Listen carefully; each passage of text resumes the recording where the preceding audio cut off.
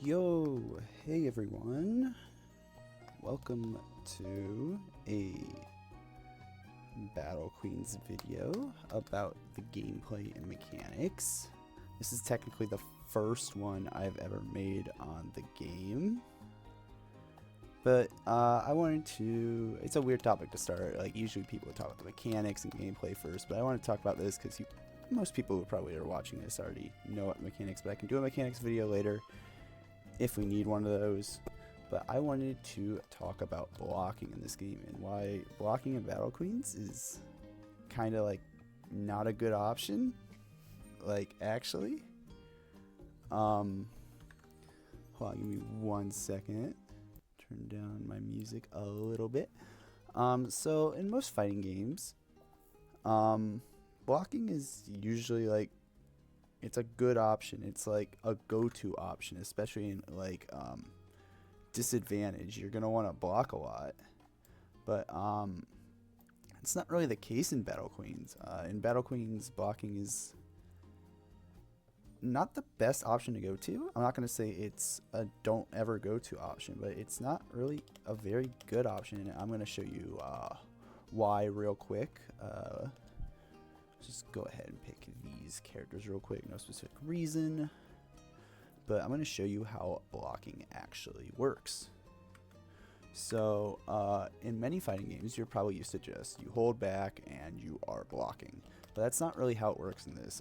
Battle Queens has a proximity block, meaning if you are close to an opponent, and close is a very generous word, and they press a button while you're holding back, your character goes into a guard state. Kind of like this. As you can see, it is kind of proximity based, but it's pretty generous. However, there are conditions to be in this. As you can see, I'm going to hold back once I am knocked down real quick. Give myself a knockdown real quick. Oops, that's not the kick button. That's not the kick button. Where is the kick button? Ooh. Unfortunate, I do not think I have the right controls right now. There we go. That'll work. So if I go like this, if I get kicked, and then I mash kick, or I'm blocking, as you can see,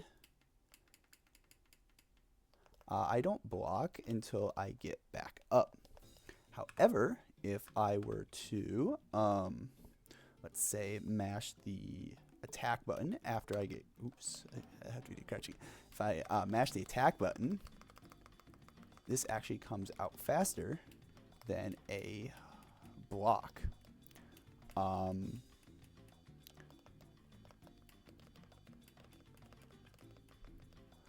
Now, the reason for this is proximity block. The reason proximity block works is it checks for two things.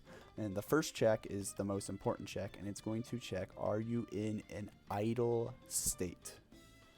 And what it means by an idle state is you're not attacking, you are not getting hit. If you're getting hit, you cannot block.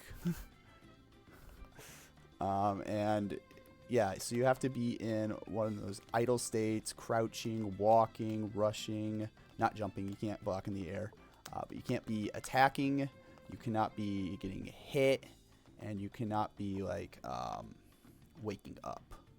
Oops, that was a grab. But yeah, that's that.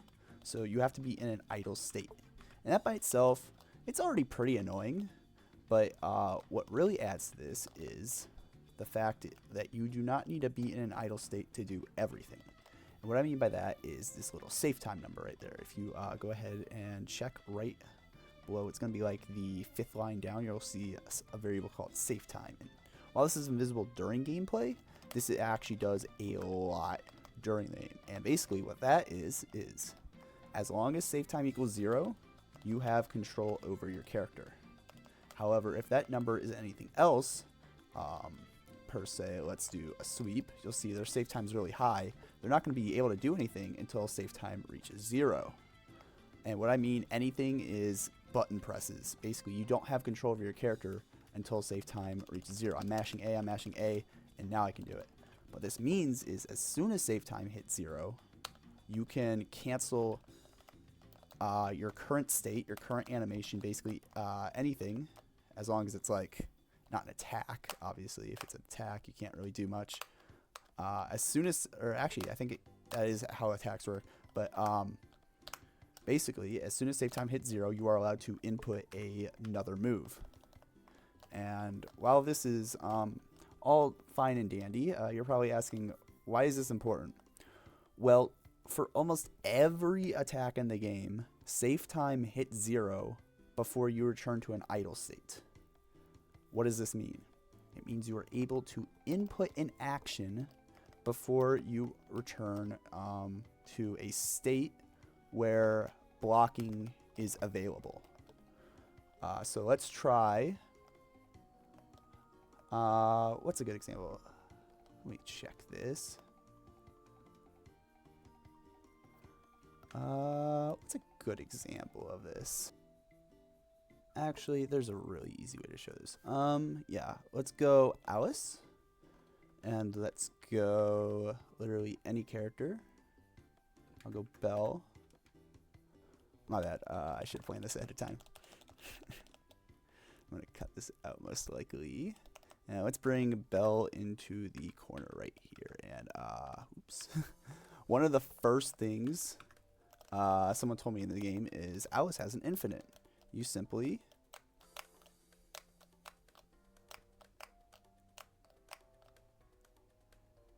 and as you can see, the CPU was set to block. They should have blocked that, right? I mean, it's just set to hold back. Like as soon as this, they're set to block, but they weren't able to. It's kind of weird. Is that just like an infinite then? No, it's not an infinite. As you can see, if I do that again, if you check Belle's save time, it very much hits 0. So she can input moves. And so she has a few options. If I do this, she can... Oops, I did that too fast. So if I try to do that infinite again, you can see... Oops, my controller... box disconnected. You could see, though, she was very much able to mash out of it. Instead of me being able to continue doing it as if they were blocking. So if I were to block, the combo's still going, but if I mash, they're going to hit me. But more importantly, and of course, as all things do in Battle Queens, everything revolves around rolling.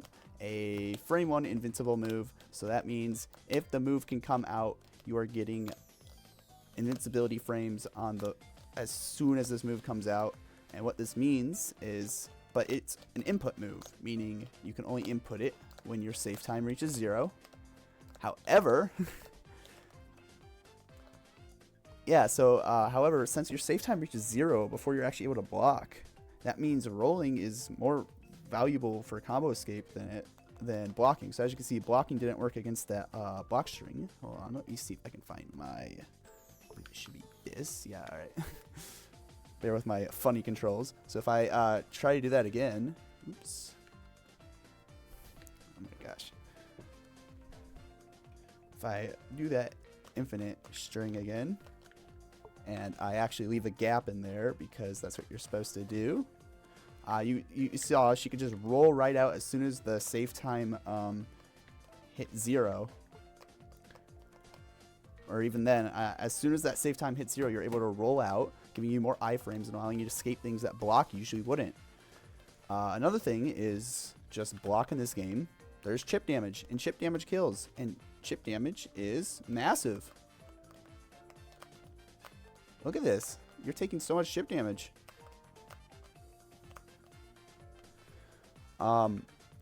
So it's already like not a great option, but you know, there's still options for it, especially someone like Alice who has a DP or Belle who has a DP. Blocking and then DPing is a good option. Alice being able to cover the whole screen with her 6B after a block, catching the opponent's lag. You're lagless after you block, whereas you do have some lag when you roll.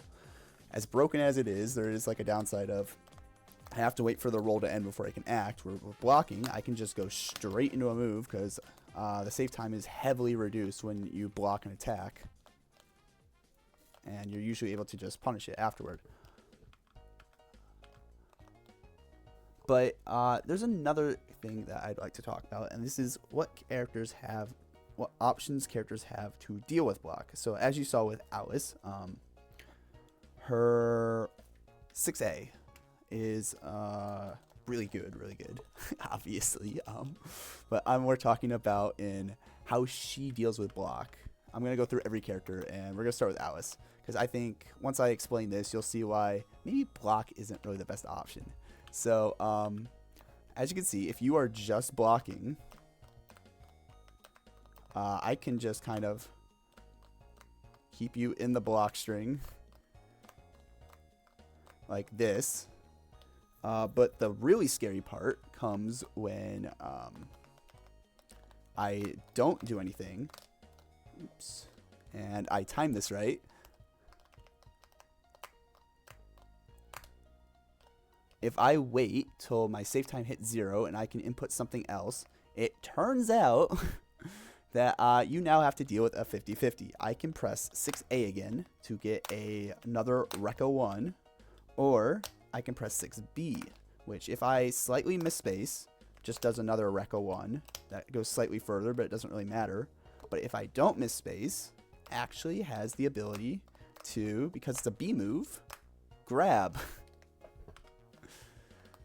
And guess what grab does? It beats block. And of course, you can avoid this whole scenario if you just roll. Alice, of course, has options to deal with this, but for that alone, that's already really annoying to deal with. Another thing you might have to deal with is this, just 2A pressure.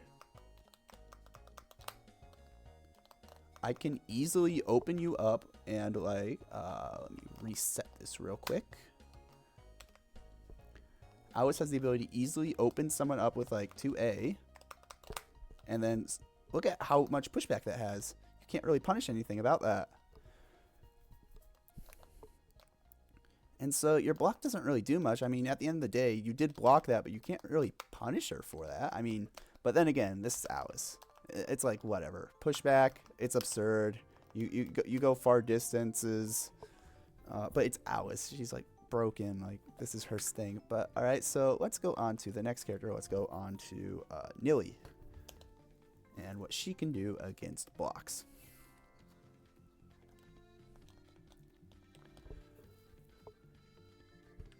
There we go. There. That's pretty good distance, I'd say. She also has Fireball, which means she just doesn't have to really worry about interacting with you. Another option she has, of course, would be the that does pretty good distance, so she doesn't really have to interact with you that way. Or she can do some funky business where if we, let's say we're in the corner, and let's just say for some reason you avoided her flash kick. In this case, you blocked her flash kick, or she flash kicked behind you and you got around it. It's really big.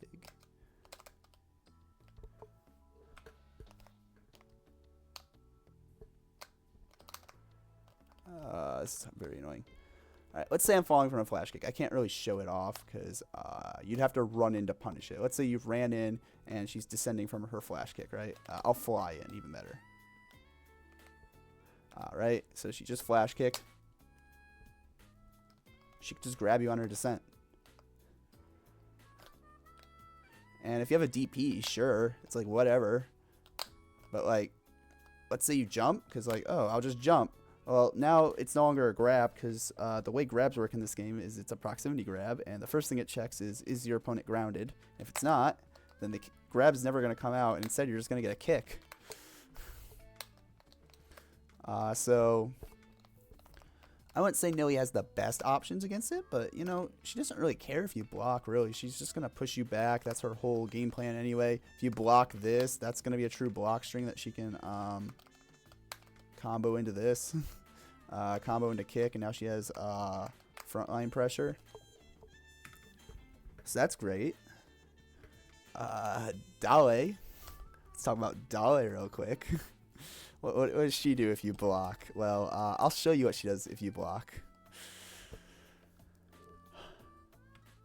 If you decide to block Dale, that's what happens if you block. And the reason why is the way grabs work in this game. Now, in order to do a regular grab, you do have to be in an idle state. Same thing as a block. You have to be in an idle state in order to do a grab. That's just how it is. However, command grabs are obviously different. They still have grab property, but you do not have to be in the idle state to do these. And they exploit a very interesting feature of this game where you can grab anyone as long as the grab connects. It does not matter what they're doing. It does not really matter what state they're in. Just as long as, you know, they're hittable for the most part, you can grab them. Goes through block, goes through anything. So why I think Dale is so good is this move right here, a really good 5A. She can simply hit you, and that puts you into a decent amount of save time, even if you block it, right? Just this quick 5A, right? I mean, it's not too much. Obviously, if you mash it, there's punish windows. Your save time goes down to 0. However, it's quick enough that if you do block it, you can true follow it up into the command grab before the opponent even has time to act. Meaning, just for blocking 5A, you get hit with the command grab that puts you in the infinite.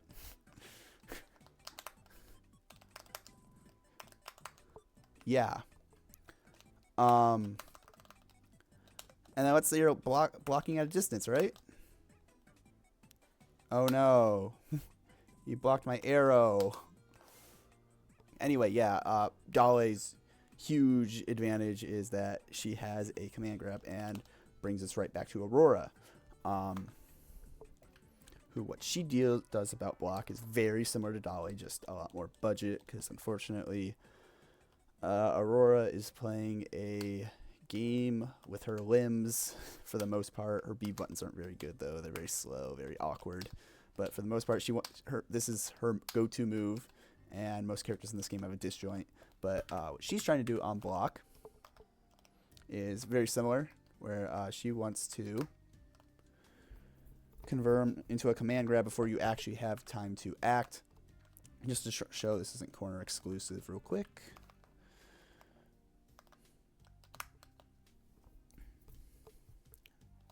There you go. Not very corner exclusive. Ooh, I did the wrong one. But yeah, not corner exclusive. It'll always work before they have time to block. Let's talk about Priori. I don't think she has too much she can do about block, unfortunately. But she can make it safe-ish.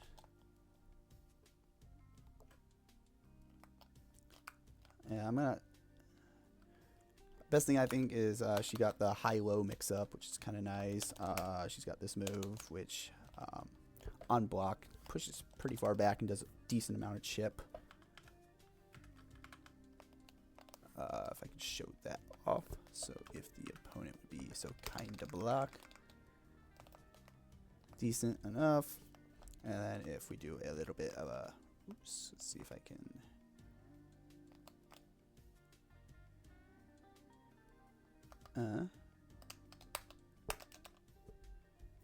Nice little block string there. Yeah, she can't do really too much about it, unfortunately. Just the nature of her character. She can make it somewhat safe, though.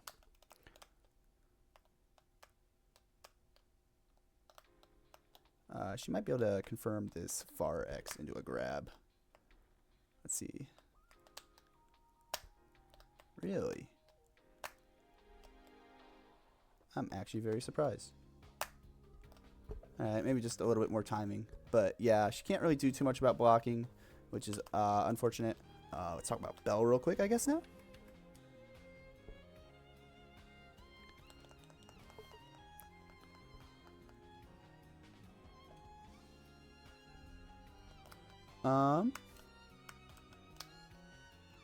Belle doesn't really have too much to do against block, per se.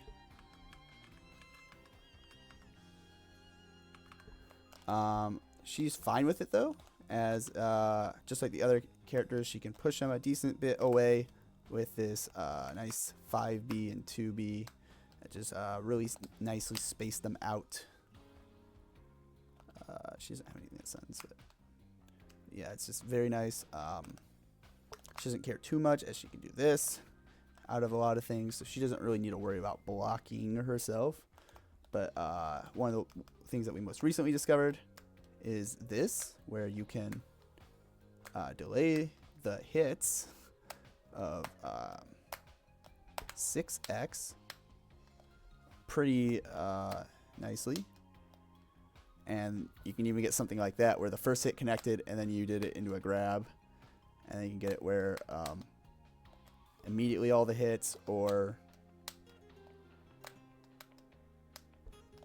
delay it very nicely. So kind of the Alice scenario. Something important to note about this is it is not Alice. So let me just do crouch block real quick. So the first part is going to be the part that you really want to block. Is where the real 50-50 is coming, because she can do that into this if she delays it slightly, or she can do it into that part. But once she gets into that stance, the second part stance, she can't really cancel that into anything else. It's just delaying when the last hit is going to happen. So you can just roll that, but it's still really good on block. Fireball is good on block, obviously does chip and pushback. And if she does hit a far X on block, she can kind of dash away pretty safely with that 4B thanks to momentum physics in the game. So not too good of an option. I'd say 6X is probably her best option compared to the other characters. It's not the best, but it's enough of an option. I'm going to put her in she has something kind of to deal with block. I'll put her in a nice maybe status. Now we're going to talk about Gretel. I guess we'll do Gretel dittos. I did not mean to press that. What does Gretel have to deal with block? And actually, I was thinking about this. I was like, what does Gretel have to deal with block? Turns out a lot. Oh my gosh, I keep hitting the wrong buttons. My bad. So this is going to be her main kind of open move. And from here, she's trying to hit this. But of course, this isn't going to work on block. Let me get them back to center real quick. However, she has a lot of things she can do out of block. She has this for forward attack. She has, oops, block please. She has that to mix up and hit behind, which is really good if you're just stuck there blocking. She has for an instant overhead. Of course, they're blocking low here, so it's like it's not as good as it would be otherwise if they're blocking high or blocking high. Oops, that's not. That's a cross up on your block. That's an instant overhead 50-50 that you can't really do much about, and if you swing, you're kind of just cooked. So yeah, she's got that out of block. So now she has a left-right, a high-low left-right, and of course she could probably still just do her most broken move for catching sweeps. So she's just kind of in the Alice scenario where she doesn't have a definitive way to deal with block, but she has so many answers to block, it doesn't really matter. You have to block left, you have to guess left, right, high, low, left, right, up, down, just all over the place.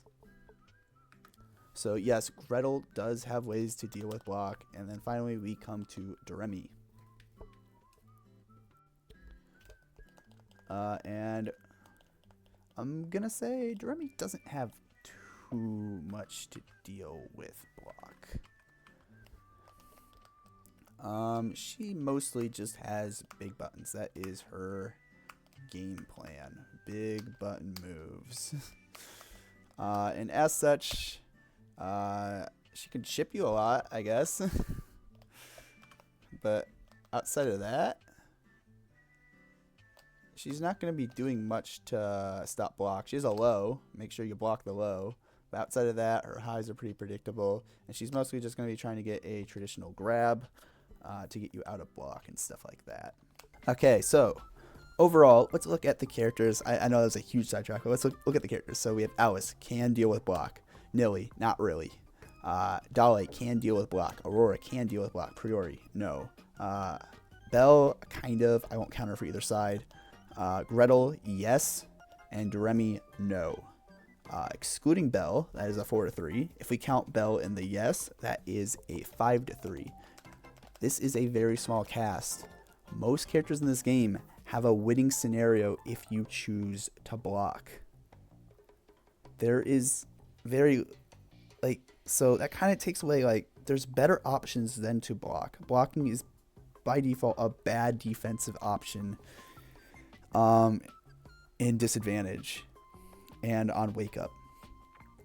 In neutral, it can be useful for quickly being able to counterattack, but overall, most characters, if you're blocking their just block string in neutral, they want that. Aurora wants that. Dale wants that. Alice doesn't really mind that. She has ways around it. Gretel doesn't really mind that. You're still in the blender. Belle, these characters don't mind if you block. So what's block good for? I mean, it's not really that great. It's really weird to say, but the way block's implemented, it's not a good option. I mean, I could say maybe there are scenarios that I like to block in, per se. If I can have them press a button. That's what I like to block for, just so I can get punished like that. Or a punish like this. But that's just because Alice's moves are so fast that even if I can just act out of them. And I'm just using block to reduce the damage I take. As you can see, I got hit and I was still able to do that stuff. It doesn't really matter. So yeah, overall, I hope this has helped you understand why blocking Battle Queens may not be everything. My game just crashed, so it's good that I'm wrapping this up.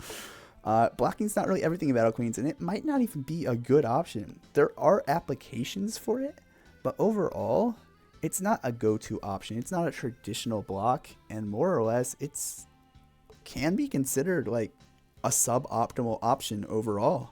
I hope you guys enjoyed. If you want more Battle Queens videos, I can surely make them. I have way too much knowledge about this game, and I hope you enjoyed. Thank you so much for watching, and I will see you next time.